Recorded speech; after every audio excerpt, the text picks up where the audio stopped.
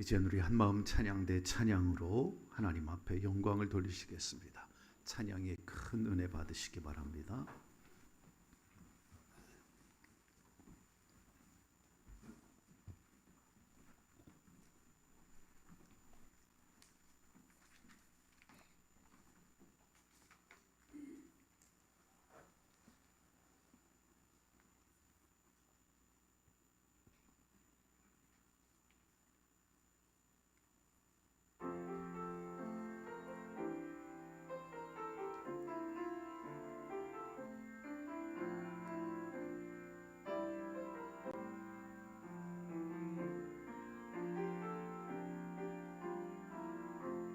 약할 때 강함 주시는 나의 보배가 되신 주 나의 모든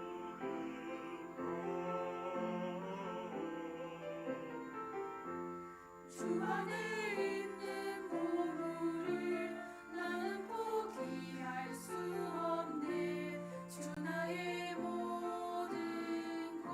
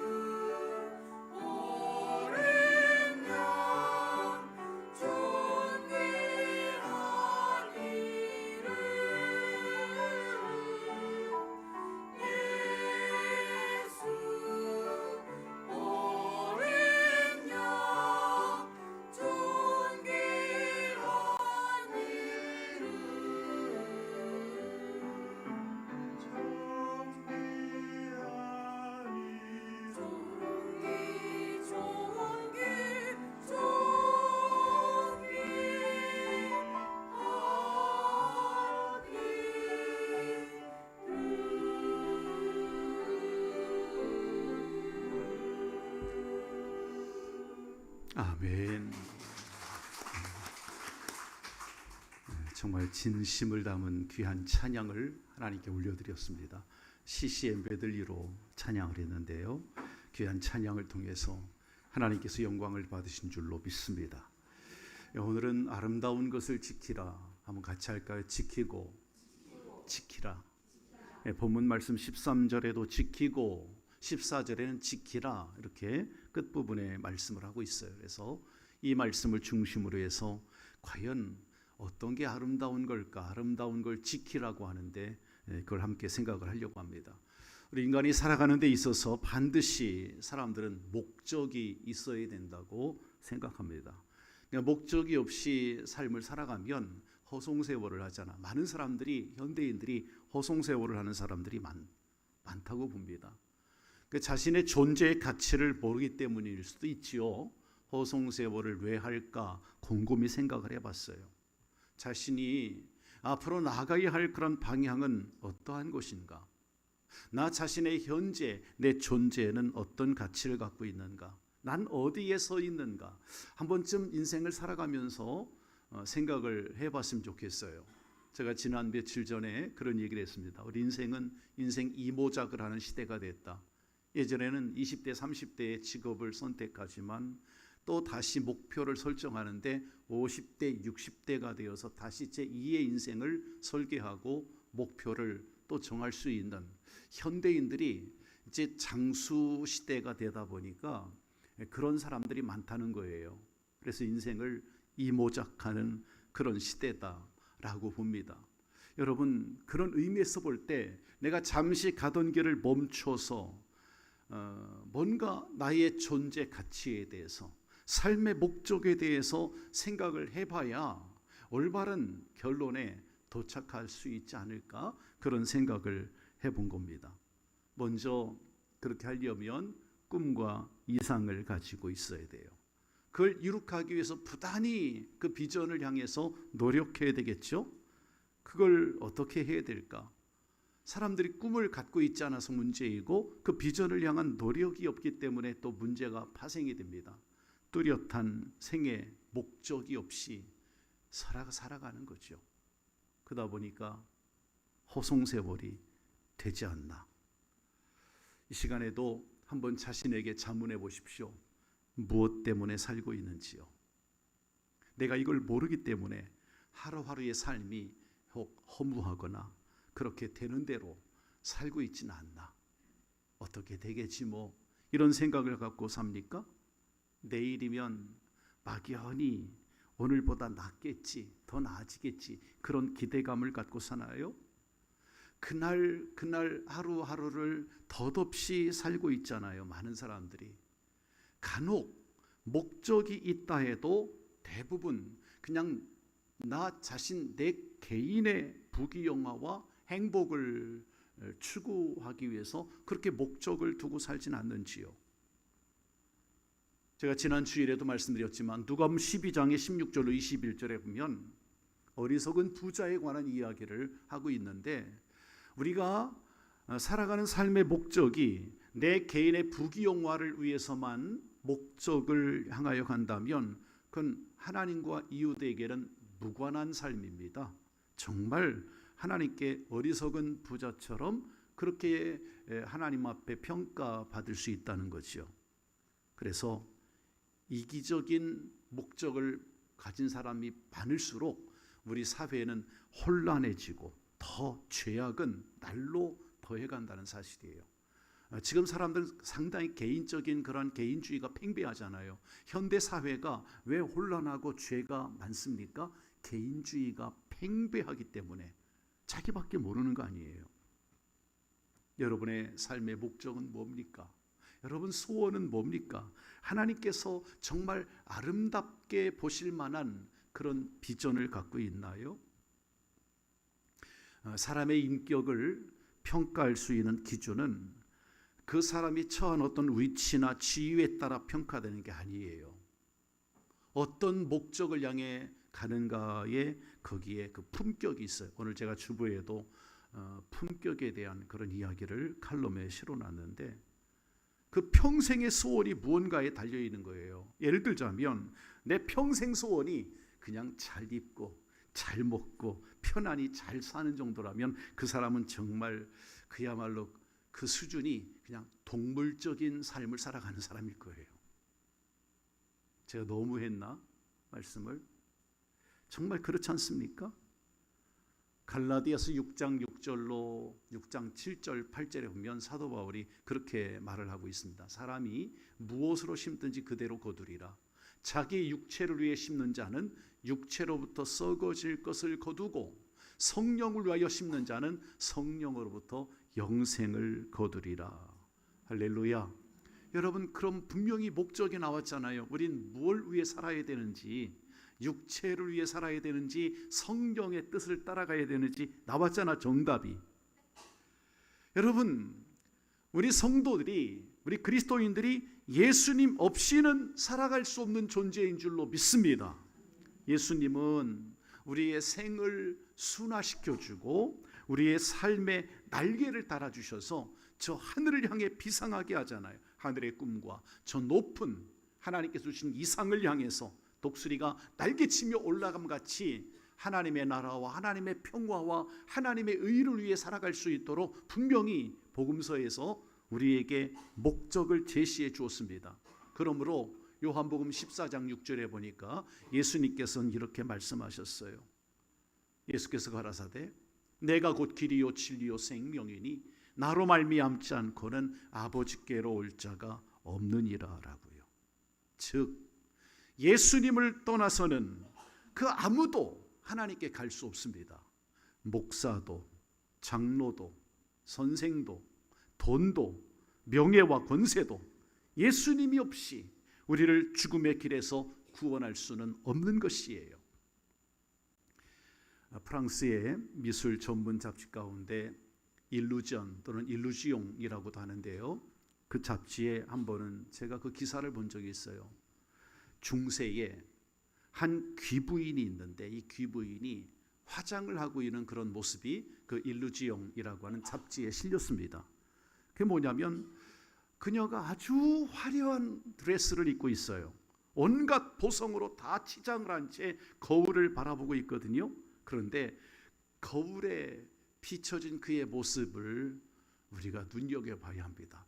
뒤에서 볼 때는 정말 화려한 드레스를 입고 보석으로 치장을 하고 있는데 굉장히 아름다울 것 같아. 딱 봐서는 외모를 볼 때. 그런데 거울에 비춰진 그녀의 얼굴이 어떤 모습이냐면 해골의 모습, 해골. 흉측한 해골 바가지로 얼굴이 그렇게 거울에 비춰집니다. 자, 그렇다면 그 그림이 뭘 얘기하냐면 누구나 인생을 살아가면서 세월이 지나면 늙지요. 겉모습을 치장하는 것만 가지고는 우리가 아름답게 우리를 치장할 수가 없는 것이에요. 내가 겉모습만 치장하고 산다면 그건 그 삶을 속이는 거예요. 아주 엄숙한 그런 교훈을 주고 있는 그런 메시지가 그 그림에 있습니다. 제가 언젠가 사회학자, 미국의 유명한 사회학자 토니 캄폴로, 요즘 많이 그분이 쓴 책들이 많이 나오는데 이 토니 캄폴로가 그런 얘기를 했습니다. 모든 인간은 죽음 앞에 섰을 때 이루진 못한 업적을 바라보며 후회하는 게 아니라 단지 바르게 살지 못했음을 후회할 것이다. 이 토니 캄폴로가 한 얘기입니다. 여러분, 깊이 의미심장한 얘기를 한 거예요. 여러분이 나중에 죽을 때가 가까웠을 때 여러분이 이루어 놓지 못한 그 업적 때문에 후회할까? 아니에요. 죽을 때가 되면 사람들이 다 선해진다고 하잖아요. 착해진다고. 왜 그럴까? 단지 바르게 살지 못했음을 후회하니까. 그래서 죽을 때가 되면 착해지는 것 같아요. 사람들이. 사랑하는 성도 여러분, 많은 사람들이 장래에 있을 죽음의 순간을 잊어버리고 있어요. 그러니까 외형적으로 자기 업적을 이루는데 인생을 허비합니다. 그러나 정작 우리가 죽음 앞에 서면 인간은 본능적으로 하나님의 심판을 예감하고 자신의 삶을 돌아보게 될 거예요. 제가 며칠 전에 꿈을 꿨는데 꿈에 천국에 가게 되는 꿈을 꿨어요. 꿈에 그런 꿈을 다 꿨네요. 천국에 가게 되는 꿈을. 그런데 제가 알고 있는 한 성도가 천국에 못 갔더라고요.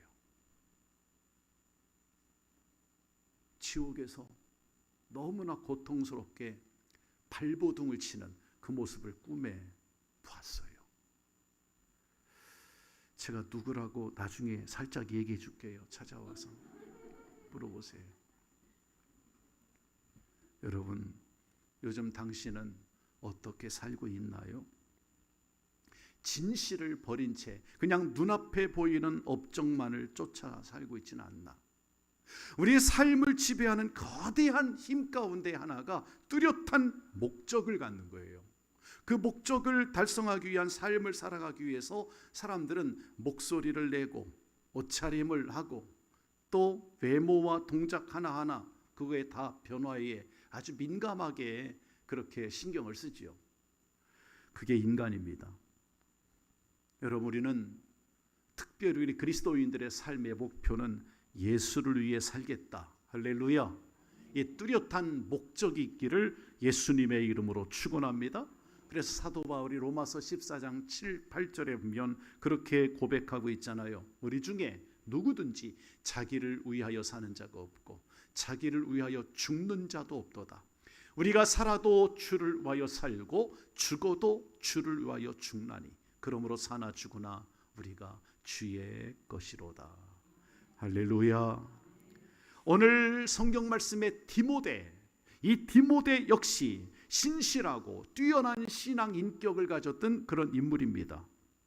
그 믿음이 어떤 고난과 역경 속에도 불구하고 능히 그걸 이기고 승리할 수 있는 그런 사람이었습니다. 그래서 그 신앙은 정말 아름답게 평가되고 있습니다. 사도 바울은 믿음의 아들이었고 영적인 제자인 이 디모데에게 아름다운 것을 지키라고 그렇게 말씀을 부탁하고 있죠. 자, 그러면 성경을 다시 한번 볼까요? 디모데후서 1장 5절에 보니까 아름다운 것을 지키려면 이렇게 해야 돼요. 1장 5절을 올라가서 말씀을 보겠습니다. 시작. 이는 내 속에 거짓이 없는 믿음이 있음을 생각합니다. 이 믿음은 먼저 내 애조모 로이스와 내 어머니 유니게 속에 있더니 내 속에도 있는 줄을 확신하노라. 아멘. 여러분, 아름다운 것이 뭐냐면 거짓이 없는 청결한 아주 순수한 그 믿음입니다. 그게 아름다운 거예요. 여러분, 그 믿음을 끝까지 주님 앞에 서는 날까지 잘 간직하시기를 주의 이름으로 축복합니다. 지금은 애경 그룹이 상당히 큰 그룹이 됐는데 그 애경 그룹의 부회장이 최형섭 씨라고 하는 분입니다. 이분이 애경 그룹 부사장으로 있었을 때 한 번은 그 수원의 애경 백화점에 고객센터에 편지가 한 통이 왔어요. 편지가. 그 편지 봉투를 열어보니까 1,000원짜리 지폐 한 장이 동봉돼 있었는데 그 다음에 편지가 그 안에 써 있었어요. 보낸 사람은 유한공고 2학년의 홍모군이 보냈어요. 이 홍군이 그 편지에다가 뭐라고 썼냐면 그 최영석 그 당시 부사장입니다. 그분에게 보낸 편지예요. 뭐라고 했냐면 중학생 시절에 누나와 함께 그 애경 백화점에 왔다가 누나가 물건을 막 고르고 있는 동안에 요구르트를 살짝 몰래 훔쳐서 마신 거예요. 이 홍군이 중학생 시절에 돈을 내지 않았다고 이 편지에다가 고백하고 있습니다. 지금은 자기 고등학교 2학년인데 아무런 죄의식 없이 살고 있었는데 이분의 이 학생의 양심을 깨운 사람이 누구냐면 학교 국사 선생님이 그 학생의 양심을 깨운 겁니다. 수업 시간에 이 국사 선생님이 요즘 돌아가는 뉴스거리를 이야기하다가 말하자면 지금 많은 비리라든가 정치적인 비리 이런 이야기를 하다가 학생들에게 얘기한 거지. 너희들 중에 혹 전철이나 버스를 부임승차한 학생들 있으면 솔직하게 손을 들어보라고. 학생들이 손을 들었을까요? 아무도 손을 안 들었어요. 그 선생님이 하시는 말씀이 너희들도 도둑이다. 이러한 너희들이 앞으로 사회에 나가면 너희들도 분명히 올바른 생활을 하기 어려울 것 같다. 세상을 탓하겠니? 너희들의 양심이 너희가 저질렀던 잘못된 것들을 지금 한번 생각해보고 혹 잘못한 것들이 있었다면 사죄하는 편지를 써보아라. 이런 제안을 한 거예요. 선생님께서. 이 학생이 그날 선생님의 그 말씀에 훈화에 큰 감명을 받은 겁니다. 그리고 자기 중학생 시절에 그 애경 백화점에서 요구르트를 하나 그 몰래 훔쳐 먹은 거, 그걸 까맣게 잊고 있다가 선생님 말씀에 생각이 난 거지요. 그래서 거기에다가 그 사연을 이야기하면서 끝말에 이렇게 썼습니다. 사장님, 여기 요구르트 값 500원과 같이 제 양심을 판 값이 500원이라고 생각하고 1,000원을 동봉해서 보내드립니다. 이렇게 쓴 거예요. 부디 철없는 아이지만, 그러나 그 고객센터에서 그 박 대리라고 하는 한 여성 그 대리가 그 편지를 보고 그걸 사장님께, 그 당시 그 사장님께 전달해 드렸습니다. 큰 감동이 일어난 거예요. 예. 여러분은 어떻게 생각하십니까? 뒤늦게라도 양심적인 그 마음을 가질 수 있었다라는 게 그 학생은 떡잎부터 보니까 된 아이 같아요. 앞으로 잘 될 줄로 믿습니다. 아이 뭐 요구르트 하나 가지고 뭘 그러냐고. 아니요. 어떤 사람 몇 천억, 몇 백억을 그렇게 해 먹는 사람들도 있는데 그까지 요구르트 하나 가지고 뭘 그러냐고. 여러분, 사람들은 양심의 기준을 사람에게 두어서 저울질을 합니다. 그러나 성도님들, 어떤 사람이 뭘 했느냐의 추를 움직인다면 그건 정말 잘못된 거예요. 우리가 생각해야 되는 건 뭐냐면, 성도는요, 우리 그리스도인들은 성령님께서 뭐라고 말씀하시느냐 거기에다가 맞춰야 되는 거예요. 하나님의 말씀인 성경에서 뭐라고 써 있는가 여기에다가 우리를 달아봐야 되는 거예요. 하나님의 측량줄에 우리를 달아봐야 되는 거예요. 그러면 우리의 양심을 지킬 수 있는 아름다운 진리가 될 것이고 하나님 말씀이 생명의 줄이 될 줄로 믿습니다. 그러므로 우리 그리스도인들은 순수한 양심, 청결한 마음을 가져. 청결한 마음. 오늘 이 디모데가 갖고 있던 그 믿음이 변치 않는 그런 믿음, 청결하고 순수한 그런 믿음을 가졌던 겁니다. 여러분, 우리 성도님들도 변치 않는 믿음을 가지고 살아서 이 세상에서 맛을 낼 수 있는 그리스도인 되기를 주님의 이름으로 축원합니다. 성도 여러분, 오늘 본문에서 바울은 디모데에게 권면하면서 아름다운 믿음을 지키라. 그 아름다운 믿음이 거짓이 없는 믿음이다. 그렇게 말씀을 제시했는데 그 믿음은 그 외할머니 로이스와 어머니 유니게로부터 물려받은 그런 믿음이다. 얘기하자면 오늘도 이 자리에 손녀를 데리고 아들 내외를 데리고 오신 분도 계신 것 같아요. 이 자리에.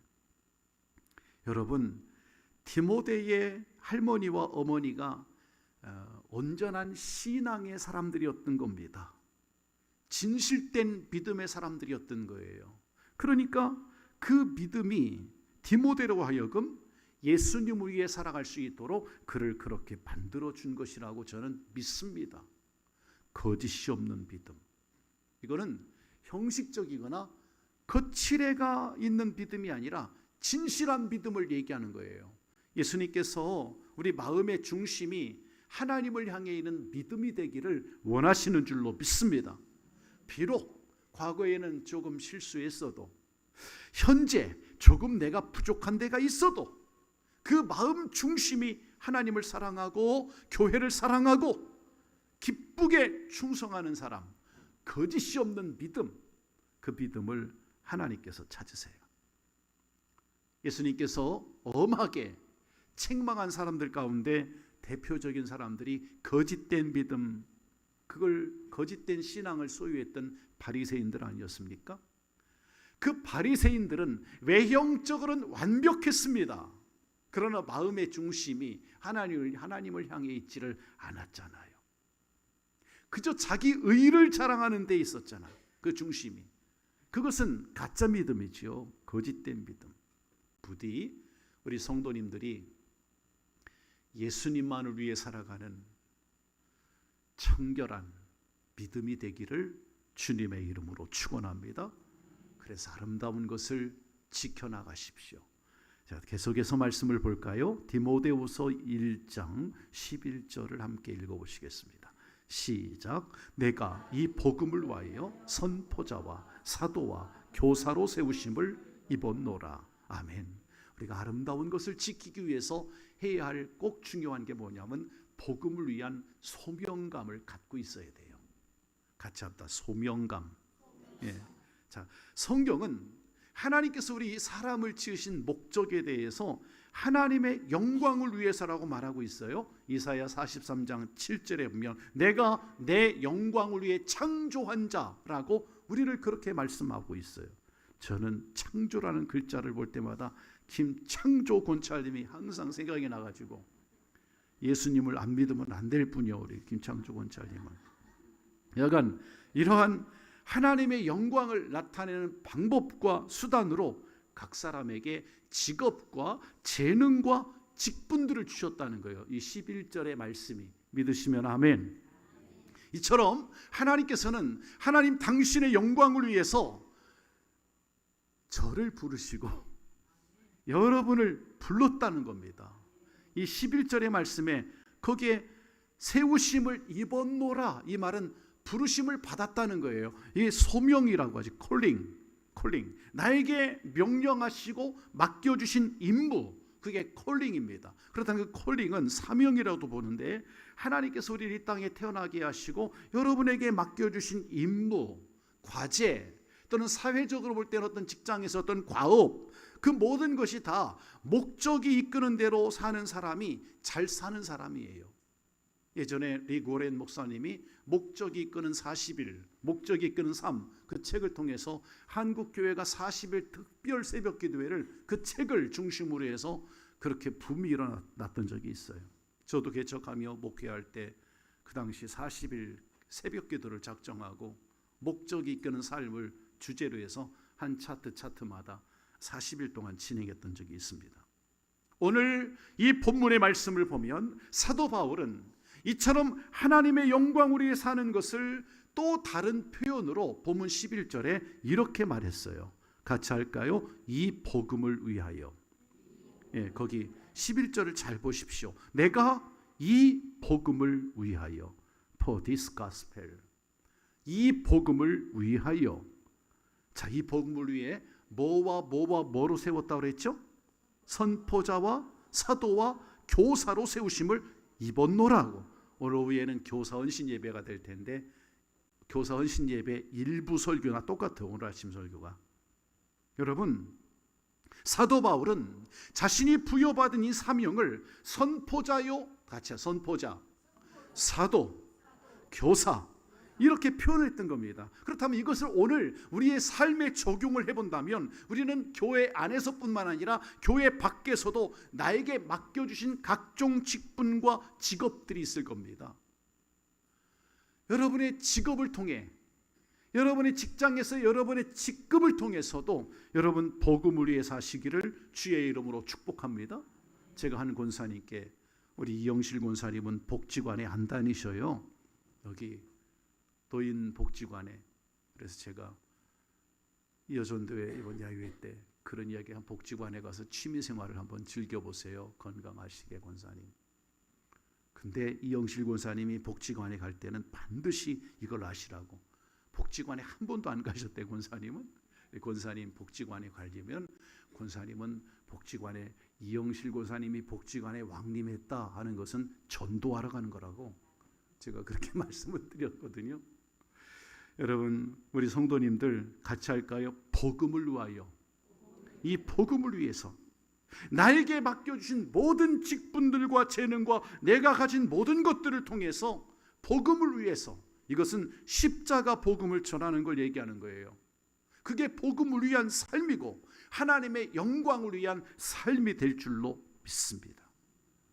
지금 우리 사회는 핵가족 사회는 옛날 얘기고 지금은 핵개인 시대로 굉장히 빠르게 진행되고 있습니다. 핵가족 사회가 아니라 핵개인 사회입니다. 지금은. 그러니까 이 핵개인 사회의 특징이 뭐냐면 공동체성이 무너지는 거예요. 그 사람들이 잘 들으세요. 심지어는 사람보다는 반려동물을 더 가족처럼 여기고 사세요. 요즘. 그래요, 안 그래요? 이동희 집사님. 그렇죠. 지금은 심지어 여러분 AI 로봇, 중국에는요 AI 로봇이 전 세계적으로 가장 발달된 데가 중국이야. 근데 제가 한 기사를 보니까 결혼을 AI 로봇하고 결혼을 했더라고. 한 남자가 인형하고 결혼을 한 거야. 인형하고 살아. 야, 여기는 이제는 시대가 그렇게 진입을 하고 있단 말이에요. 그런데 이런 시대가 되면 행복할 것 같잖아요. 여러분, 우리가 지금 고도의 과학 문명을 가지고 살고 있고 문명의 이기를 우리는 갖고 있습니다. 그렇게 맞이한 사회를 살고 있는데 그러면 더 행복해야 될 것 같은데 지금 이 핵개인 사회가 그렇지 못한 것 같아요. 그렇게 행복한 것 같지는 않아요. 옛날에 그냥 추운 겨울에 한 이불 에서 8식구가 10식구가 같이 이불 덮고 살 때가 더 행복했어요. 그러니까 편한 것과 잘 사는 것은 다른 것 같아요. 지금 핵개인 사회가 되다 보니까 각종 흉악한 범죄와 외로움은 급속도로 증가하고 있단 말이에요. 그러니까 아무리 과학이 발달해도 인간의 본성은 변하지 않습니다. 지금 이 시대는 핵개인 사회는 종말의 종점을 향해 달려가고 있는 거예요. 앞으로 더 악해질 것입니다. 세상은. 제가 목회할 때보다 우리 이태호 전사님 목회할 때는 더 힘들 거예요. 그때 가면. 그렇다면 이 시대 이러한 종말적 현상들에 대한 해답은 뭘까요? 그 해답은 가차없다 십자가 복음이에요.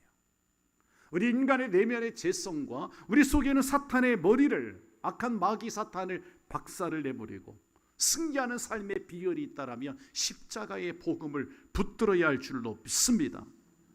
그래서 우리 모든 성도님들 또는 교회학교 교사 선생님들 또 우리 교회 안에 있는 많은 권사님, 장로님, 직분자들 여러분 우리 모두가 이 복음을 위하여 오늘 성경에 보니까 세우심을 입은 자요. 우리는 그렇게 부르심을 받은 자라고 하는 말씀을 주셨으니까 이 확신을 가지시기를 주님의 이름으로 축원합니다. 그래서 초대교회는 날마다 성전에 있든지 집에 있든지 그들은 어느 곳에 있든지 항상 예수 그리스도와 그 예수 그리스도를 가르치기를 힘썼다고 성경에 기록되어 있어요. 자, 성경 말씀을 볼까요? 사도행전 5장 42절을 읽어보겠습니다. 시작. 그들이 날마다 성전에 있든지 집에 있든지 예수는 그리스도라고 가르치기와 전도하기를 그치지 아니하니라. 아멘. 초대교회 성도들의 삶의 일반적인 삶의 방식이 이랬다는 거예요. 그렇다면 오늘 초대교회 모습을 닮아가길 원하는 오늘날의 성도와 교회는 우리가 존재하는 목적과 방향은 이렇게 돼야 됩니다. 같이 합시다. 다시 십자가, 오직 십자가, 거기로 돌아가야 돼요. 그렇다면 저는 이 시간 한 목사님을 여러분에게 소개하려고 합니다. 그 목사님은 우리 성결교회 예산 사람이에요. 저 같은 고향 선배 목사님이셔요. 그분이 누구냐면 신촌 성결교회 원로 목사님이신 이종익 목사님이세요. 목사님이 원로 목사님, 우리 돌아가신 원로 목사님하고 연세가 같으세요. 잘생기셨죠, 목사님? 사진 보니까 저보다 못생겼나 봐. 왜 대답이 없지? 목사님이 한 번은 이제 이분이 그 실천신학대학원 총장으로 계시다가 은퇴를 하시면서 이제 인터뷰를 하게 됐는데 그런 기자가 이제 총장 퇴임하며 인터뷰할 때 그렇게 인터뷰를 진행을 했습니다. 목사님, 원로 목사님께서 다시 목회를 하신다면 다시 목회를 하신다면 어떻게 하고 싶습니까? 이렇게 물었습니다. 그랬더니 이정희 목사님께서 하신 말씀이 전도를 강조하고 싶어요. 사실 담임 목사가 전도하라고 설교한다고 해서 전도하지 않더라고요. 목사가 직접 전도를 교육시켜서 직접 데리고 나가야 전도가 되더라고요. 하시면서 다시 내가 목회를 한다면 제가 우리 성도들에게 목사로서 시범을 보이고 전도할 수 있는 전도 시범을 보이고 성도들을 따라오게 하고 싶어요. 100명을 전도하다가 한 명만 결실했어도 그 나머지 그동안 100명을 만나느라 수고한 것이 딱 한 명이 전도된 결실로 인하여서 그 피곤함과 수고로움과 그 모든 것들이 다 해결되고 달아납니다. 그것이 영적으로 성숙한 성도의 모습입니다. 목회를 다시 한다면 성도들에게 전도를 가르치고 싶어요. 제가 직접 전도 현장에 가서 전도하고 싶어요. 두 번째, 설교도 달리하고 싶습니다. 설교도. 제가 목회선상에 있을 때는 사람들에게 듣기 좋으라고 그냥 재미있는 것 그런 설교를 했는데 제가 근본적으로 잘못한 것 같아요. 되돌아보니 제가 목회할 적에는 교회를 부흥시키려고 그냥 성도들에게 재미있게 즐겁게 해주느라고 그들의 귀를 긁어줬는데 제가 잘못한 것 같아요. 이제 원로가 돼서 보니까 그에 대한 허전함이 느껴진다는 거예요. 저는 그분의 얘기 가운데, 이 말씀 가운데 특히 부흥을 시켜야 하니 즐겁게 재미있게 해주느라 본질에서 이탈됐던 것 같아요 하는 그 말씀이 제 마음에 크게 다가왔습니다. 제가 오늘 설교가 우리 교회에서 우리 교회 와서 지금까지 공식적인 설교로 4129번째 설교예요. 이 자리가 새벽 예배, 금요 비전 기도회, 수요 예배, 주일 예배 4129번째 설교를 제가 통계를 내보니까 4129번째 설교를 하고 있더라고. 오늘 이정희 목사님은 목사님이니까 또 담임 목사님은 목사님이니까 나와는 상관없는 내용이라고 절대 그렇게 생각하지 마시고, 여러분 이게 여러분하고 상관없는 얘기가 아니에요. 오늘 바울은 디모데에게 얘기했잖아요. 이 복음을 위하여 너희가 부르심을 받았다고. 그러니 여러분 살아갈 삶을 살아가면서 여러분의 인생을 위한 분명한 목적이 있기를 주의 이름으로 축원합니다. 정말 이 아름다운 것을 지켜가십시오. 12시가 됐는데 조금만 더 해도 되겠죠?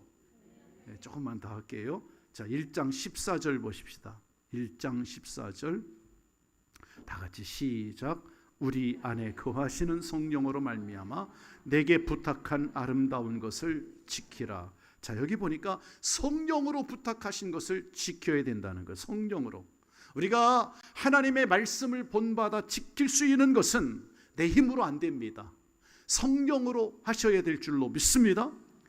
여러분, 모든 우리 능력의 근원이 되시는 예수님께서도 성령에 이끌려서 성령의 인도하심 따라 귀한 공생의 사역을 이끌어 가셨습니다. 그러므로 우리는 이 말씀 속에서 생각해야 합니다. 내 안에 거하시는, 우리 안에 거하시는 성령으로 말미암아 너희에게 부탁한 아름다운 것을 지키라고 주님은 그렇게 말씀을 하고 있죠. 우리는 환경에 따라 흔들릴 때가 참 많습니다. 제자들이 갈릴리 호수를 건너가다가 풍랑을 만났어요. 어쩔 줄을 몰라 합니다. 그 제자들처럼 그렇게 우리는 세상에 요동치는 그 바람에 흔들리고 방황할 때가 많죠. 하지만 주님께서는 그 배에 함께 타십니다. 풍랑 속을 뚫고 제자들에게 걸어오시잖아요. 그리고 그들과 함께 계시고 바람과 파도를 잔잔케 하신 줄로 믿습니다. 여러분들은 그 성경의 말씀을 어떻게 생각하십니까? 우리는 내 힘으로는 두렵고 떨리고 못하는 게 많지만 주님이 함께 계시면, 성령의 능력으로 행하면 우리는 불가능이 없는 줄로 믿습니다. 내게 맡겨진 모든 일들, 여러분 교사로서의 직분, 또 교회 장로님으로서의 중직의 직분, 권사님, 집사님, 권찰님으로서의 직분, 여러분 그 모든 직분을 내 힘으로 감당하기는 어려운 것이에요. 그래서 본문 말씀 12절 하반절에 보면 내가 의탁한 것을 그 날까지 그가 능히 지키실 줄을 확신함이라라고 그렇게 고백을 했던 거죠. 여러분 이 말씀을 붙들고 여러분도 성령의 능력을 구하시기를 바랍니다. 날마다. 여러분 내 힘으로 힘들어요. 아브라함이 이삭을 바치라고 할 때 그게 자기 힘으로 될 수 있었을까요? 아니에요. 실은 아브라함 그 심령 가운데 하나님의 성령이 그에게 믿음을 주셨고 순종하게 하신 줄로 믿습니다. 성령의 능력을 힘입어서 믿음으로 순종했더니 하나님께서 모리아 제단에 올라갔을 때 아브라함이 이삭을 번제로 칼로 찔러 죽여서 태워 드리려고 할 때, 칼로 찌르려고 할 때 하나님께서 순양을 예비해 주셨잖아요. 할렐루야. 그게 여호와 일의 은혜입니다. 하나님은 그렇게 지켜주시는 분이에요. 오늘도 우리가 성령으로 부탁하신 것을 열심히 지켜서 행하면, 주님 말씀대로 순종하고 나가면 하나님께서 여러분을 통해서 역사해 주시고 여러분이 감당할 수 있는 모든 힘과 능력과 영역을 허락해 주실 줄로 믿습니다. 기도하시겠습니다. 거룩하신 하나님 감사합니다. 사랑의 주님, 우리의 삶이 오직 예수님을 위해 살게 하여 주옵소서. 우리의 온 마음과 뜻을 다하여 예수님을 갈망할 수 있는 믿음을 주시옵소서. 하나님 아버지, 우리가 주님을 진정으로 사랑하게 하여 주옵시고 주님만을 사랑함으로 우리를 항상 인도하시는 성령님의 능력을 따라 행하는 우리 성도들 될 수 있도록 축복해 주시옵소서. 예수님의 이름으로 기도하옵나이다. 아멘.